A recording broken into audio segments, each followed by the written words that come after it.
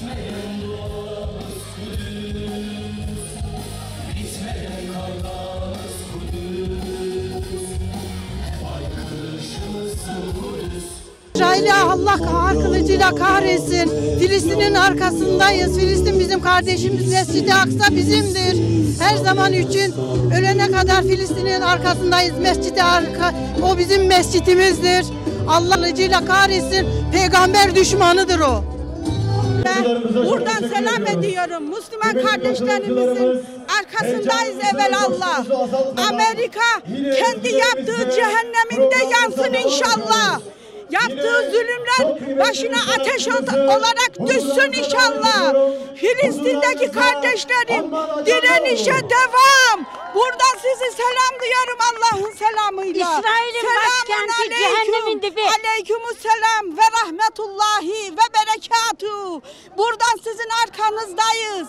Din kardeşlerimizin arkasındayız. Selam ediyoruz buradan. Allahu Ekber. Allahu Ekber. Şu okunan Kur'anlar onlara taş olarak dönsün inşallah. Allah onlara mekan cennet etmesin. Mezar taş olsun onlara.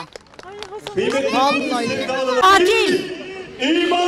Bir gün mutlaka Filistin'i özgür olarak İsrail'i de yok ederek son vereceğiz biz Müslümanlar onların yaşamlarına. Elimizin yavrularımızın yanındayız. Allah onların cezalarını versin. Başlayacağız. Başka bir şey demiyoruz. Filistin kardeşlerimiz için zulme, zalimlere karşıyız. Neler hissediyoruz?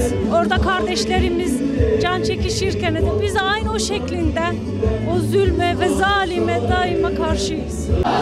En kısa şeyden lanetliyorum. Kahrolsun, ben Tuzla'dan geliyorum, Zehra Nil. Zulümlere kahrolsun. Allah kahretsin onlar. Yanındayız. İman, sabır ve cihan son, doğacak